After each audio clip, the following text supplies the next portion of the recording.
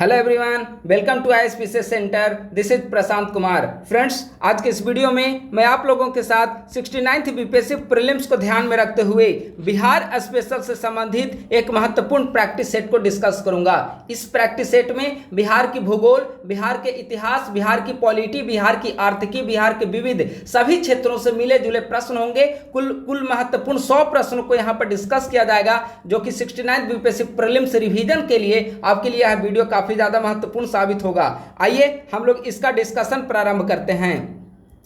पहला प्रश्न है, भारत निम्नलिखित में से किसके शासनकाल में भारत पर सिकंदर का आक्रमण हुआ था? तो जिस समय भारत पर सिकंदर का आक्रमण हुआ उस समय भारत में नंद वंश का शासन था और नंद वंश का प्रमुख शासक घनानंद यहाँ शासन कर रहा था। तो एक का करेक्ट आंसर हो जाएगा सी। अगला प्रश्न है, महावीर का जन्म कहाँ हुआ था? तो महावीर का जन्म कुंड ग्राम में 540 बीसी में हुआ था। तो दो का क्या हो जाएगा आंसर? सी। अगला प्रश्न है, बिहार निम्नलिखित में से किस महापुरुष की जन्म स्थली नहीं है? आप लोग ध्यान देंगे, किस महापुरुष की जन्म स्थली बिहार नहीं है? ऑप्शन ए गुरु गोविंद सिंह। देखिए, गुरु गोविंद सिंह का जो जन्म है वह पटना में हुआ था, तो ये आंसर नहीं होगा। यहाँ पर है जैसे महावीर है, तो महावीर का भी जन्म वैशाली कुंड ग्राम में हुआ था। आर्यभट्ट का जन्म भी यहीं बिहार में हुआ था। तो इसका करेक्ट आंसर हो जाएगा बी। गौतम बुद्ध का जन्म बिहार में नहीं हुआ था। इनका जन्म जो हुआ था वह लुम्बिनी नेपाल की तराई में हुआ था। लुम्बिनी नेपाल की तराई में। तो 3 का करेक्ट आंसर क्या हो जाएगा? बी। अगला चौथा नंबर प्रश्न है, किस संहिता में पाटलिपुत्र पर यवनों के, यानी यवन मतलब यूनानियों के आक्रमण का उल्लेख मिलता है? तो इसका आंसर हो जाएगा सी, यानी कि गार्गी संहिता में पाटलिपुत्र पर यूनानियों के आक्रमण की चर्चा की गई है। तो 4 का करेक्ट आंसर हो जाएगा सी। अगला 5 नंबर प्रश्न है, वज्जी संघ के लिच्छवियों को पराजित करने वाला मगध का शासक कौन था? यानी कि मगध के उस शासक का नाम बताएं जिसने वज्जी संघ के लिच्छवियों को परास्त किया था। तो इसका करेक्ट आंसर हो जाएगा बी, यानी कि अजातशत्रु। अगला 6ठा नंबर प्रश्न है, किस विद्वान के अनुसार चंद्रगुप्त मौर्य ने पालीब्रोथस या पाटलिपुत्रक उपनाम धारण किया था? तो इसका आंसर हो जाएगा डी, यानी कि स्ट्रैबो के अनुसार चंद्रगुप्त मौर्य ने पालीब्रोथस या पाटलिपुत्रक नाम की उपनाम धारण की थी। तो 6 का करेक्ट आंसर क्या हो जाएगा? डी। अगला 7वां नंबर प्रश्न है, मगध के किस शासक को कली का अंश, परशुराम का अवतार, क्षत्रियों का नाशक, सर्वछत्रांतक, एक छत्र और एकराट कहा गया है? आइए इसका ऑप्शन देखिए। 7 का ऑप्शन है घनानंद, महापद्मनंद, अजातशत्रु और उदयीन। बताइए आंसर। इसका आंसर हो जाएगा बी, यानी कि महापद्मनंद। महापद्मनंद को दूसरे परशुराम का अवतार, कली का अंश, क्षत्रियों का नाशक, एक सर्वछत्रांतक, एक छत्र, एकराट आदि की उपनाम दी गई थी। अगला 8 नंबर प्रश्न है, बोध गया के महाबोधि वृक्ष को क्षति पहुंचाने वाला शासक कौन था? देखिए, जो विकल्प दिया गया है उसमें से शशांक ने बोध गया स्थित महाबोधि वृक्ष को क्षति पहुंचाई थी। तो 8 का करेक्ट आंसर क्या हो जाएगा? सी। अगला 9 नंबर प्रश्न है, निम्नलिखित में से कौन सूफी संप्रदाय बिहार में सर्वाधिक लोकप्रिय रहा? तो बिहार में सबसे ज्यादा लोकप्रिय सूफी संप्रदाय रहा है फिरदौसी। तो 9 का करेक्ट आंसर हो जाएगा सी। अगला प्रश्न है, शेर शाह का मकबरा कहाँ स्थित है? बताइए, बहुत आसान प्रश्न है। शेर शाह का मकबरा बिहार के सासाराम में स्थित है। 10 का करेक्ट आंसर हो जाएगा ए। अगला 11 नंबर प्रश्न है, कर्नाट वंश का संस्थापक कौन था? तो कर्नाट वंश की स्थापना नान्यदेव के द्वारा की गई है। 11 का आंसर हो जाएगा ए। अगला प्रश्न है, मुगल काल में किस वर्ष बिहार को बंगाल सूबे का अंग मान लिया था? तो इसका आंसर हो जाएगा बी, यानी कि 1733 ईस्वी में बिहार को मुगल काल के अधीन बंगाल सूबे का अंग मान लिया गया था। तो 12 का आंसर हो जाएगा बी। अगला 13 नंबर प्रश्न है, अलीवर्दी को किस वर्ष बिहार का डिप्टी गवर्नर नियुक्त किया गया था? बताइए, अलीवर्दी खां को 1733 ईस्वी में बिहार का डिप्टी गवर्नर नियुक्त किया गया था और इसी वर्ष बिहार को बंगाल के अधीन सूबा मान लिया गया था। तो 13 का आंसर हो जाएगा डी। अगला 14 नंबर प्रश्न है, बिहार का प्रथम उर्दू अखबार कौन था? तो बिहार का पहला उर्दू अखबार नूरुल अनवार रहा है। 14 का करेक्ट आंसर हो जाएगा डी। अगला 15 नंबर प्रश्न है, खरवार आंदोलन का नेतृत्व किसने किया था? देखिए, खरवार आंदोलन भागीरथ मांझी के नेतृत्व में चलाया गया था? तो 15 का करेक्ट आंसर हो जाएगा सी। अगला प्रश्न है मुजफ्फरपुर बम कांड जो कि 1908 ईस्वी में हुआ था के अभियुक्तों में किसे फांसी की सजा दी गई थी? मुजफ्फरपुर बम कांड में किस अभियुक्त को फांसी की सजा दी गई थी? आइए इसका ऑप्शन देखिए 16 नंबर का, खुदीराम बोस, प्रफुल्ल चाकी, उपर्युक्त में से दोनों, उपर्युक्त में से कोई नहीं। तो देखिए खुदीराम बोस जो कि मुजफ्फरपुर बमकांड 1908 ईस्वी में हुआ था उसमें शामिल थे और खुदीराम बोस को इसके लिए फांसी की सजा दी गई थी। तो इसका आंसर हो जाएगा ए। अगला प्रश्न है 17 नंबर प्रश्न है गांधी जी के चंपारण आंदोलन के समक्ष झुकते हुए सरकार ने किसानों की समस्या के अध्ययन के लिए किसकी अध्यक्षता में चंपारण एग्रेरियन कमेटी की स्थापना को नियुक्त किया था? यानी कि चंपारण एग्रेरियन कमेटी की अध्यक्षता किसके द्वारा की गई थी? तो चंपारण एग्रेरियन कमेटी की अध्यक्षता एफजी सलाई के द्वारा की गई थी। यानी कि 17 का क्या हो जाएगा answer? D. 18 Congress Samajwadi party का 1934 ईस्वी में प्रथम अधिवेशन कहां पर हुआ था? तो Congress socialist party CSP, Congress socialist party का 1934 ईस्वी में अधिवेशन पटना में हुआ था। 18 का क्या हो जाएगा आंसर? ए। अगला 19 नंबर प्रश्न है बिहार में किस आंदोलन के समय मठिया प्रथा चालू की गई थी? तो देखिए जो मठिया प्रथा है वह असहयोग आंदोलन के समय बिहार में प्रारंभ किया गया था। 19 का क्या हो जाएगा आंसर? सी। अगला 20 नंबर प्रश्न है, आप लोग इसे अच्छे से सॉल्व करिएगा क्योंकि अगर आपने बिहार स्पेशल अच्छे से पढ़ लिया है तो यहाँ अधिकांश प्रश्न आपके सही होने चाहिए क्योंकि एवरेज लेवल पे यहाँ पर प्रश्न दिया हुआ है। अगला प्रश्न है बिहार के लिए गठित आजाद परिषद के संयोजक कौन थे? तो बिहार का जो आजाद परिषद का विंग था बिहार में उसके अध्यक्ष या संयोजक सूरज नारायण सिंह थे। तो 20 का करेक्ट आंसर हो जाएगा ए। अगला 21 नंबर प्रश्न है यूथ लीग और तूफानी जत्था का गठन किसके द्वारा किया गया था? तो यूथ लीग और तूफानी जत्था का गठन समाजवादियों के द्वारा किया गया था। 21 का करेक्ट आंसर हो जाएगा बी।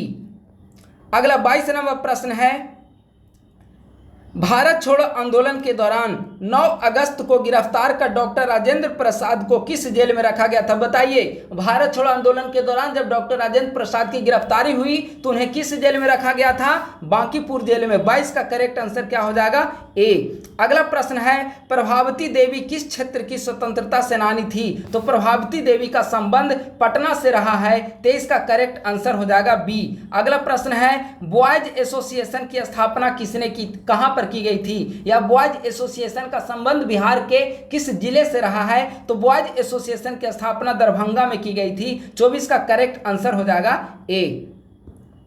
अगला 25 नंबर प्रश्न है सन 1931 में बिहार समाजवादी पार्टी का गठन किसने किया था? तो 1931 ईस्वी में बिहार समाजवादी पार्टी का गठन फूलन प्रसाद वर्मा के द्वारा किया गया था। 25 का आंसर हो जाएगा ए। और वहीं 1934 ईस्वी में कांग्रेस सोशलिस्ट पार्टी सीएसपी का गठन हुआ। ये दोनों को आप लोग याद रखिएगा, कोई कंफ्यूजन नहीं होना चाहिए। 1931 ईस्वी में Bihar socialist party BSP short में बिहार सोशलिस्ट पार्टी और 1934 में कांग्रेस सोशलिस्ट पार्टी सीएसपी। तो 1931 में बिहार समाजवादी पार्टी का गठन फूलन प्रसाद वर्मा के द्वारा किया गया। 25 का करेक्ट आंसर हो जाएगा ए। अगला 26 नंबर प्रश्न है, यहां पर मैच करना है, ठीक है। एक तरफ है पक्षी अभयारण्य और दूसरे तरफ है स्थान। देखिए कांवर झील है तो कांवर झील का आंसर हो जाएगा बेगूसराय, यानी कि ए का आंसर हो जाएगा 4। बी कुशेश्वर कहां पर होगा? दरभंगा, तो बी का हो जाएगा 2। गोगाबिल कटिहार, सी का हो जाएगा 1 और नागी नकटी जमुई, डी का हो जाएगा 3, यानी कि 4 2 1 3। आइए विकल्प देखते हैं 26 का। 4 2 1 3, 4 2 1 3 कौन सा है? यहाँ पर ऑप्शन नंबर सी देखिएगा तो 4 2 1 3 है, ठीक है। अगला भारत का एकमात्र पाइराइट उत्पादक राज्य कौन सा है? तो भारत का एकमात्र पाइराइट उत्पादक राज्य बिहार, और बिहार में भी रोहतास। 27 का आंसर हो जाएगा सी। अगला 28 नंबर प्रश्न है उत्तरी बिहार का मैदान निम्नलिखित में से किस काल से संबंधित है? उत्तरी बिहार का मैदान बताइए, भूगोल से संबंधित प्रश्न है। उत्तरी बिहार का मैदान चतुर्थ कल्प से संबंधित है। 28 का आंसर हो जाएगा ए। अगला प्रश्न है बिहार विस्तृत है? कर्क रेखा के दक्षिण में, कर्क रेखा के उत्तर में, कर्क रेखा के उत्तर तथा दक्षिण में और कर्क रेखा के पूर्व में। तो बताइए बिहार कहां पर स्थित है? तो बिहार कर्क रेखा के उत्तर में स्थित है। इसका 29 का करेक्ट आंसर क्या हो जाएगा? बी। अगला 30 नंबर प्रश्न है 30। बिहार में गर्मी के दिनों में सूर्य की स्थिति रहती है, यानी कि बिहार में गर्मी के दिनों में सूर्य की स्थिति किस दिशा में होती है? तो गर्मी के दिनों में सूर्य उत्तरायण में होता है। 30 का करेक्ट आंसर हो जाएगा ए। अगला 31 नंबर प्रश्न है निम्नलिखित में से किस देश की अंतर्राष्ट्रीय सीमाएं बिहार से जुड़ी हुई है? तो बिहार से किसी देश की सीमा अगर जुड़ती है तो वह है सिर्फ और सिर्फ नेपाल। तो 31 का क्या हो जाएगा आंसर? सी। अगला प्रश्न है सदाकत आश्रम की स्थापना किसने की थी? सदाकत आश्रम की स्थापना किसने की थी? मजहरुल हक के द्वारा सदाकत आश्रम की स्थापना की गई थी। 32 का करेक्ट आंसर हो जाएगा बी। अगला 33 नंबर प्रश्न है बिहार के दक्षिणी भाग में, बहुत महत्वपूर्ण प्रश्न है, बिहार के दक्षिणी भाग में प्रवाहित होने वाले नदियों का सही क्रम बताएं जो पश्चिम से पूर्व की ओर बढ़ते क्रम में गंगा से मिलती है। ठीक है, यानी कि पश्चिम इस साइड से पश्चिम से पूर्व की ओर बिहार में नदियों का क्रम बताएं। कौन से बिहार? दक्षिणी बिहार की। तो सोन, पुनपुन, फल्गु और सकरी इसका करेक्ट आंसर हो जाएगा। आप ऐसे क्रम भी देख लीजिए, सोन के बाद पुनपुन के बाद फल्गु और सकरी, यानी कि 33 का करेक्ट आंसर हो जाएगा ए। अगला 34 नंबर प्रश्न है पटना कलम के प्रथम महत्वपूर्ण चित्रकार कौन थे? तो पटना कलम के प्रथम महत्वपूर्ण चित्रकार जो है सेवकराम। इसके अलावा पटना कलम के चित्रकार देखेंगे तो झुमकलाल, शिवदयाल, ये सब कई सारे चित्रकार हैं, लेकिन प्रथम महत्वपूर्ण चित्रकार पूछा गया तो 34 का आंसर हो जाएगा ए। अगला प्रश्न है, ये प्रश्न हमने कल टेलीग्राम पे भी हमने आप लोगों के साथ एमसीक्यू करवाया था। हरिहर क्षेत्र का मेला या सोनपुर का मेला कहां पर आयोजित किया जाता है? बताइए सोनपुर का मेला किन दो नदियों के संगम पर आयोजित किया जाता है? तो इसका आंसर हो जाएगा सी, यानी कि गंगा गंडक के संगम पर। इसे कल हमने एमसीक्यू के रूप में अपने टेलीग्राम पे ही कराया था। आप में से अगर कोई न्यू स्टूडेंट यहाँ पर जुड़ रहे हैं यूट्यूब पे, और अगर अभी तक हमारे टेलीग्राम चैनल से नहीं जुड़े हैं तो हमारे Telegram channel academics for CSC को आप लोग ज्वाइन कर लें। इसका पीडीएफ वहां पर आपको भेज दिया जाएगा। तो 35 का करेक्ट आंसर हो जाएगा सी। अगला 36 नंबर प्रश्न है बिहार का तराई क्षेत्र का विस्तार है। बताइए बिहार का तराई क्षेत्र का विस्तार किस तरह का है? छोटा नागपुर पठार के उत्तरी कगार के समानांतर? नहीं, यह गलत होगा। रोहतास पठार के पूर्वी कगार के समानांतर? यह भी गलत होगा। राजमहल पहाड़ियों की पश्चिमी कगार के समानांतर? यह भी गलत होगा। भारत नेपाल सीमा के समानांतर? यह करेक्ट आंसर है। 36 का करेक्ट आंसर हो जाएगा बी। अगला 37 नंबर प्रश्न है बिहार का विस्तार पूर्व से पश्चिम में अधिकतम कितना है? बताइए बिहार पूर्व से पश्चिम की ओर कितना विस्तृत है? ऑप्शन देख लीजिए, उसके बाद बताइएगा। 37 नंबर पूर्व से पश्चिम की ओर पूछा गया है, आप लोग ध्यान रखेंगे। ऑप्शन है ए 362, बी 483, सी 763 और डी 475। बहुत आसान है, पूर्व से पश्चिम की ओर 483 किलोमीटर विस्तार है इसका। तो 37 का करेक्ट आंसर हो जाएगा बी। अगला 38 नंबर प्रश्न है निम्नलिखित में से कौन सा बिहार के भूगर्भीय इतिहास में सबसे नवीनतम है? बताइए सबसे नवीनतम क्षेत्र बिहार के भूगोल का कौन सा है? तो दक्षिण पूर्व का धारवाड़ क्षेत्र सबसे नवीनतम है। 38 का करेक्ट आंसर हो जाएगा ए। अगला प्रश्न है टिवार्था ने बिहार की जलवायु को किस श्रेणी में रखा है? तो इसका आंसर हो जाएगा बिहार की जलवायु को टिवार्था ने उपोष्ण कटिबंधीय में रखा है। यहाँ पर उष्ण और शीतोष्ण दोनों का मिश्रित है, इसीलिए इसे उपोष्ण कहा गया है। 39 का करेक्ट आंसर हो जाएगा बी। अगला 40 नंबर प्रश्न है नीचे दिए गए राज्यों के क्षेत्रफल की दृष्टि से बिहार किसके समीप है? बताइए निम्नलिखित दिए गए राज्यों के क्षेत्रफल की दृष्टि से बिहार किसके समीप है? तो क्षेत्रफल की दृष्टि से अगर देखा जाए तो बिहार बहुत हद तक पश्चिम बंगाल के समीप आपको प्रतीत होगा। तो 40 का करेक्ट आंसर हो जाएगा बी। अगला 41 नंबर प्रश्न है बिहार राज्य की भू आकृति है। तो बिहार राज्य की जो भू आकृति है वह आयताकार है। बिहार राज्य की भू आकृति 41 का करेक्ट आंसर हो जाएगा सी। अगला प्रश्न है पटना में राष्ट्रीय अंतर्देशीय नेविगेशन संस्थान की स्थापना कब की गई थी? राष्ट्रीय अंतर्देशीय नेविगेशन संस्थान की स्थापना पटना में वर्ष 2004 में की गई। 42 का आंसर हो जाएगा डी। अगला प्रश्न है, वर्ष 2011 की जनगणना के अनुसार बिहार का वह एकमात्र जिला जो राष्ट्रीय साक्षरता दर से ऊपर है। बताइए आप लोग, बहुत महत्वपूर्ण प्रश्न है। बिहार का एकमात्र कौन सा ऐसा जिला है जहां का साक्षरता दर राष्ट्रीय औसत से भी अधिक है? तो इसका आंसर हो जाएगा सी, यानी कि रोहतास। और जहां तक मैं याद कर पा रहा हूं, जो रोहतास की साक्षरता दर है वह 73.37% है। ठीक है, और भारत के जो राष्ट्रीय औसत है वह 73% है। तो 43 का करेक्ट आंसर हो जाएगा सी। अगला 44 नंबर प्रश्न है, निम्नलिखित में कौन 2 बार बिहार का राज्यपाल रहा है? 2 बार बिहार के राज्यपाल बनने वाले निम्नलिखित में से कौन हैं? इसका आंसर हो जाएगा ए, यानी कि AR किदवई। 44 का आंसर ए। अगला 45 नंबर प्रश्न है, बिहार की सीमा से संबंधित निम्नलिखित में से कौन सा कथन सही है, यानी कि करेक्ट स्टेटमेंट को आपको बताना है। आइए ऑप्शन को देखते हैं।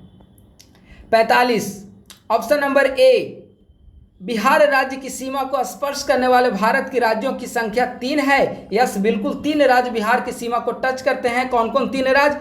यूपी है, बंगाल है, Jharkhand. Statement number 1 is correct. B, देश के झारखंड, उत्तर प्रदेश एवं पश्चिम बंगाल राज्य बिहार की सीमा का स्पर्श करते हैं। बिल्कुल भी सही है, अभी हमने बताया। ऑप्शन नंबर सी, सोमेश्वर की श्रेणी के शीर्ष भाग बिहार और नेपाल के बीच सीमा रेखा के रूप में जाना जाता है, यह भी सही है, यानी कि इसका आंसर हो जाएगा D, all of the above statements are correct.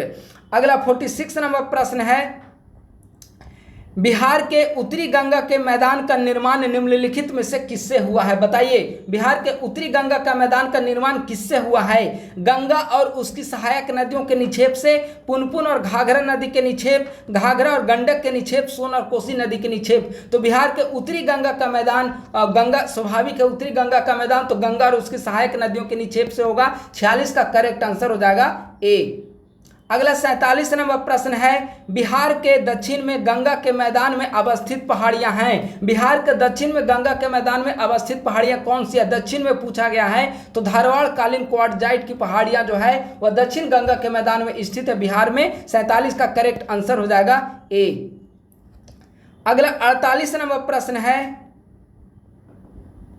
48 number प्रश्न है, बिहार का 48 नंबर प्रश्न है, बिहार का विस्तार है। बताइए, बिहार का विस्तार या अक्षांश और देशांतर के रूप में पूछा गया है, तो इसका करेक्ट आंसर हो जाएगा बी। बिहार का विस्तार जो है 24-20-10 से 27-31-15 उत्तरी अक्षांश और 83-19-50 से 88-17-40 पूर्वी देशांतर के मध्य होगा। तो 48 का करेक्ट आंसर हो जाएगा बी।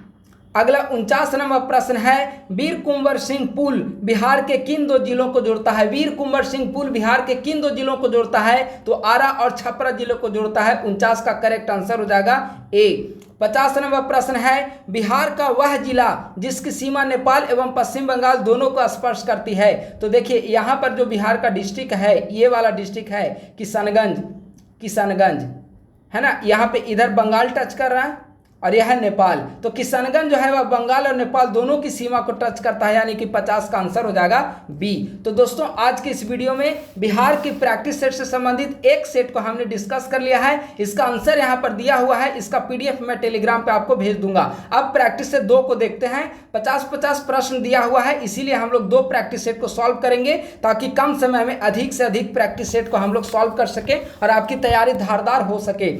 इसका PDF 1-2 दिनों के अंदर आपको टेलीग्राम ग्रुप में मिल जाएगा। अगला प्रश्न है सेट नंबर 2 का क्वेश्चन नंबर 1, विशाखा दत्त कृत मुद्रा राक्षस में मौर्यों के लिए किस शब्द का प्रयोग किया गया है? मुद्रा राक्षस में मौर्यों के लिए किस शब्द का प्रयोग किया गया है? तो मुद्रा राक्षस में ब्रिसल शब्द का प्रयोग किया गया है मौर्यों के लिए। तो 1 का करेक्ट आंसर हो जाएगा सी। अगला प्रश्न है, तृतीय बौद्ध संगीति का आयोजन किसके शासनकाल में हुआ था? तो तृतीय बौद्ध संगीति का आयोजन जो है वह अशोक के शासनकाल में हुआ था। ठीक है, तो 2 का करेक्ट आंसर हो जाएगा बी। देखिए, जो पहला बौद्ध संगीति है वह अजातशत्रु, दूसरा कालाशोक, तीसरा अशोक, चौथा कनिष्क। ठीक है, तो तीसरा अशोक हो गया। 2 का आंसर बी। अगला तीसरा नंबर प्रश्न है, गुप्त काल में किस सम्राट के प्रयासों से नालंदा विश्वविद्यालय की स्थापना हुई थी? बताइए, नालंदा विश्वविद्यालय की स्थापना किस गुप्त शासक के द्वारा किया गया था? कुमार गुप्त प्रथम के द्वारा। तो 3 का करेक्ट आंसर हो जाएगा सी। अगला प्रश्न है, पाटलिपुत्र नगर की स्थापना किस शासक ने किया था? तो पाटलिपुत्र नगर की स्थापना उदयीन के द्वारा की गई थी। 4 का करेक्ट आंसर हो जाएगा बी। अगला प्रश्न है, किस शासक ने उदंतपुरी में बौद्ध विहार की स्थापना की थी? उदंतपुरी या बिहार शरीफ, किस शासक ने उदंतपुरी में बौद्ध विहार की स्थापना की थी? तो उदंतपुरी में बौद्ध विहार की स्थापना गोपाल के द्वारा किया गया था। 5 का करेक्ट आंसर हो जाएगा ए। अगला प्रश्न है, प्रथम बौद्ध संगीति के अध्यक्ष कौन थे? देखिए 4 बौद्ध संगीति हुआ है, चारों बहुत महत्वपूर्ण है। तो प्रथम बौद्ध संगीति के अध्यक्ष पूछा गया है तो महाकश्यप। ठीक है, तो इसका करेक्ट आंसर हो जाएगा 6 का बी। अगला प्रश्न है, बिहार के महत्वपूर्ण सूफी संतों में सबसे आरंभिक नाम किसका आता है? बताइए, बिहार के महत्वपूर्ण सूफी संतों में सबसे आरंभिक नाम किसका आता है? तो इसका आंसर हो जाएगा ए, यानी कि इमाम ताज फकीह का। तो 7 का करेक्ट आंसर हो जाएगा ए। अगला 8 नंबर प्रश्न है, 1556-57 में मुगल शासक अकबर ने किसकी विद्वता से प्रभावित होकर उसे मिथिला का राज्य प्रदान कर दिया था? तो इसका आंसर हो जाएगा सी। बहुत महत्वपूर्ण प्रश्न है यह। 1556-57 ईस्वी में मुगल शासक अकबर ने महेश ठाकुर की विद्वता से प्रसन्न होकर उसे मिथिला का राज्य प्रदान किया था। तो मध्यकालीन बिहार के इतिहास में, भारत के इतिहास में बहुत महत्वपूर्ण घटना है। तो 8 का करेक्ट आंसर हो जाएगा सी। अगला 9 नंबर प्रश्न है, चेरो जनजाति की शक्ति का वास्तविक पतन किसके द्वारा हुआ था? चेरो जनजाति की शक्ति का वास्तविक पतन किसके द्वारा किया गया? उज्जैनिया शासक के द्वारा। तो 9 का करेक्ट आंसर हो जाएगा ए। अगला 10 नंबर प्रश्न है, निम्नांकित में से कौन बिहार का प्रथम नायब नाजिम था? बिहार का प्रथम नायब नाजिम कौन था? तो इसका आंसर हो जाएगा डी, यानी कि राजा राम नारायण।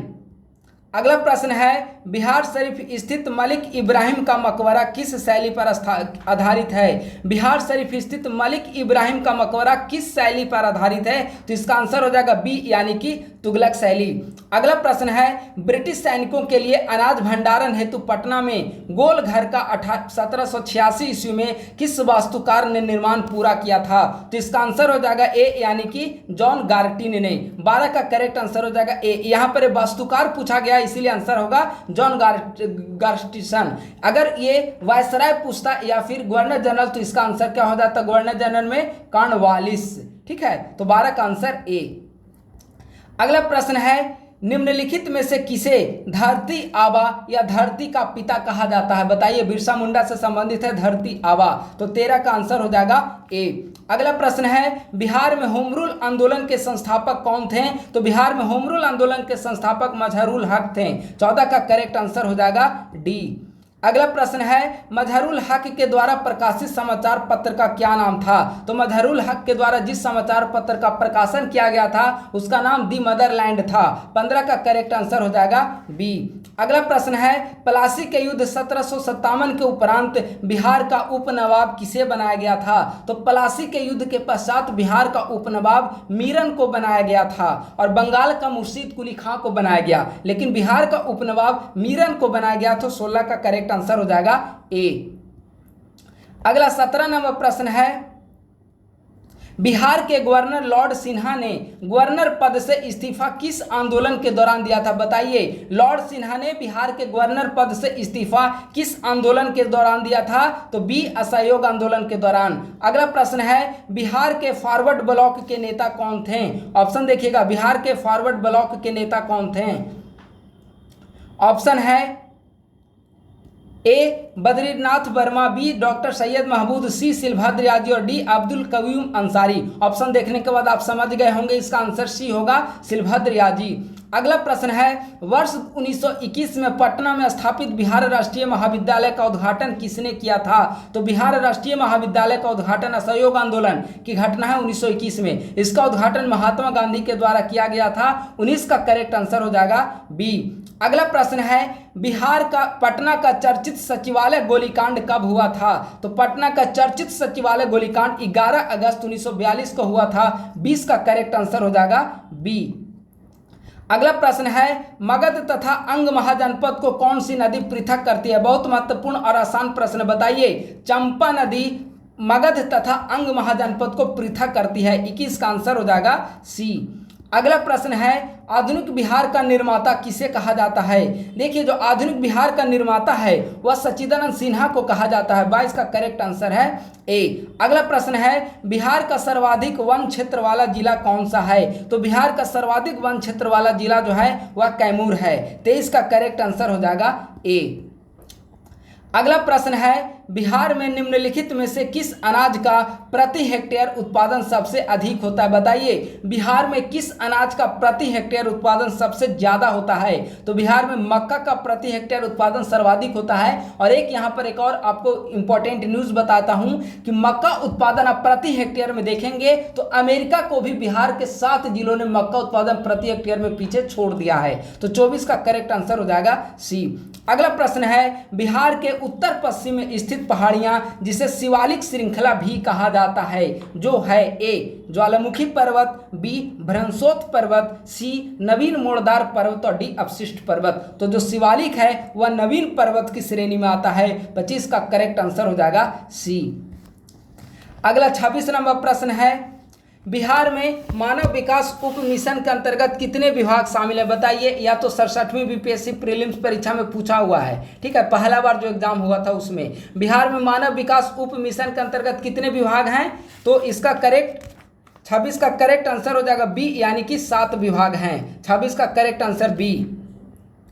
अगला 27 नंबर प्रश्न है डिजिटल बिहार कार्यक्रम के तहत कौन से छात्र 2021-22 से कंप्यूटर शिक्षा और प्रशिक्षण प्राप्त करेंगे? तो इसका आंसर हो जाएगा बी, यानी कि 6ठी क्लास के सभी अभ्यर्थी। यह भी 67वीं में पूछा गया है। अगला प्रश्न बिहार में कहां पर कल्याणपुर सीमेंट लिमिटेड नामक सीमेंट कारखाना स्थापित किया गया है? तो बिहार में बंजारी में कल्याणपुर सीमेंट लिमिटेड नामक सीमेंट कारखाना स्थित है। 28 का आंसर हो जाएगा सी। अगला प्रश्न है बिहार में पहली बार राज्य का आर्थिक सर्वेक्षण किसने प्रस्तुत किया है? तो बिहार में पहली बार राज्य का आर्थिक सर्वेक्षण सुशील मोदी के द्वारा प्रस्तुत किया गया था। तो 29 का करेक्ट आंसर हो जाएगा सी। ये वित्त मंत्री के रूप में इन्होंने राज्य का आर्थिक सर्वेक्षण पहली बार प्रस्तुत किया था। अगला 30 नंबर का प्रश्न है निम्नलिखित में से किस पहाड़ी पर विश्व का सबसे ऊंचा विश्व शांति स्तूप निर्मित कराया गया है? बताइए। विश्व शांति स्तूप मैं बता दूं कि यह कहां पर स्थित है?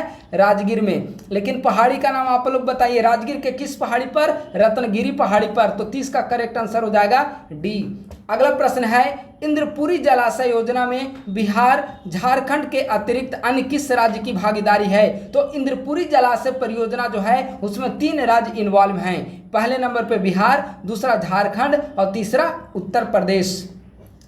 31 का आंसर हो जाएगा डी।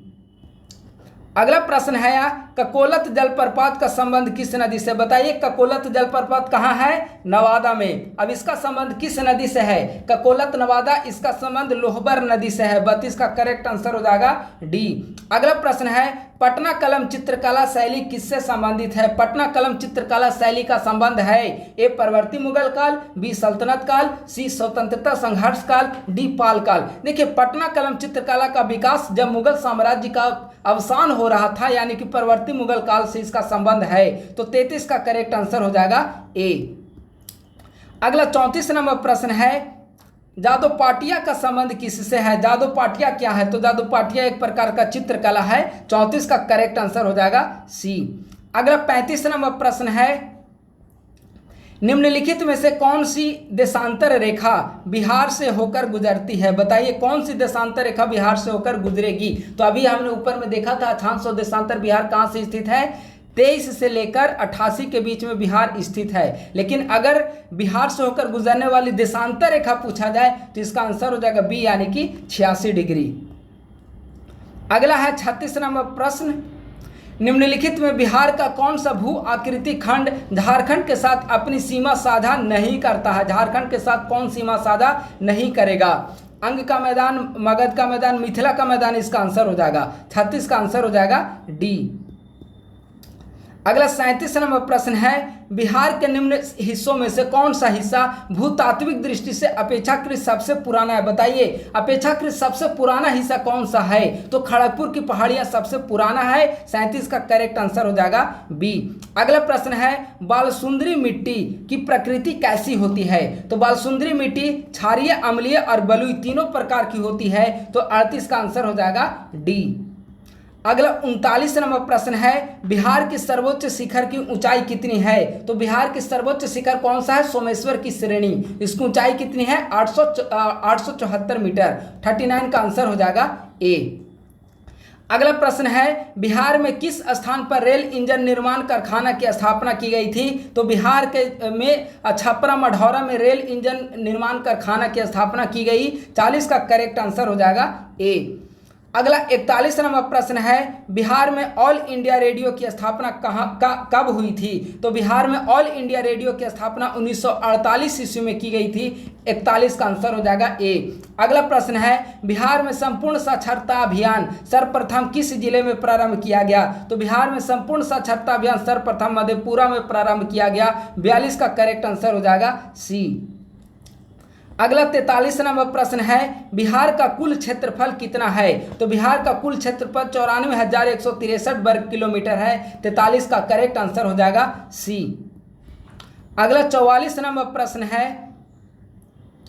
44 नंबर प्रश्न है, राज्य का प्रथम विधि अधिकारी कौन होता है? बताइए। केंद्र में तो आप लोग जानते हैं महान्यायवादी केंद्र का पहला विधि अधिकारी होता है, लेकिन राज्य का प्रथम विधि अधिकारी कौन होता है? महाधिवक्ता या एडवोकेट जनरल। 44 का करेक्ट आंसर हो जाएगा ए। अगला 45 नंबर प्रश्न है, बिहार के वह मुख्यमंत्री जो सबसे कम अवधि तक इस पद पर बने रहे हैं। बहुत महत्वपूर्ण प्रश्न है, यानी कि सबसे कम अवधि तक रहने वाले मुख्यमंत्री का नाम बताइए। तो सतीश प्रसाद सिंह, ये संभवतः 3 दिन तक ये मुख्यमंत्री के पद पर रहे हैं। 3 दिन, ये 3 दिन तक मुख्यमंत्री के पद पे रहे हैं और 7 दिन तक संभवतः नीतीश कुमार के नाम का रिकॉर्ड है। लेकिन यहाँ एनीवे इसका आंसर हो जाएगा 45 का सी।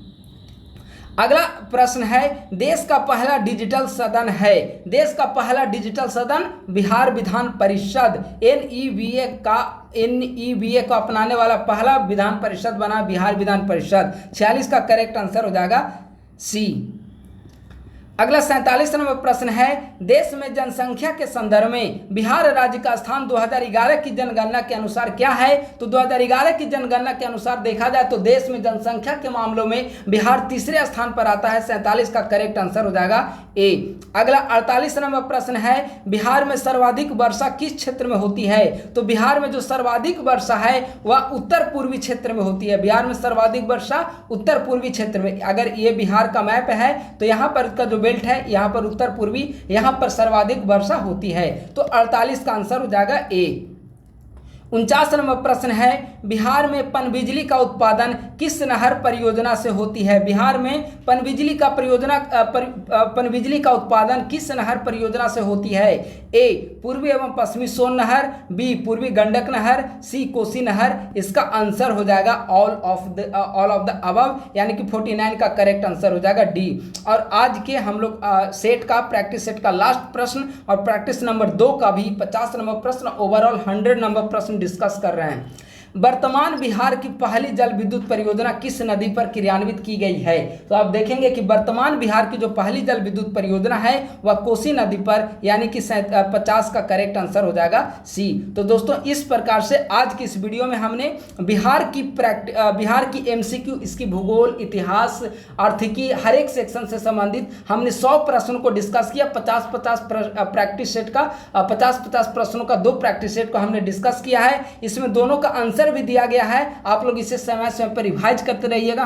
हमारे द्वारा इसे टेलीग्राम पर आपको भेज दिया जाएगा। इस यूट्यूब चैनल को अधिक से अधिक आप लोग दोस्तों के साथ भी शेयर करें, ताकि अधिक संख्या में BPSC की तैयारी कर रहे अभ्यर्थियों तक हमारी चैनल की पहुंच हो सके। थैंक यू सो मच, बहुत बहुत धन्यवाद।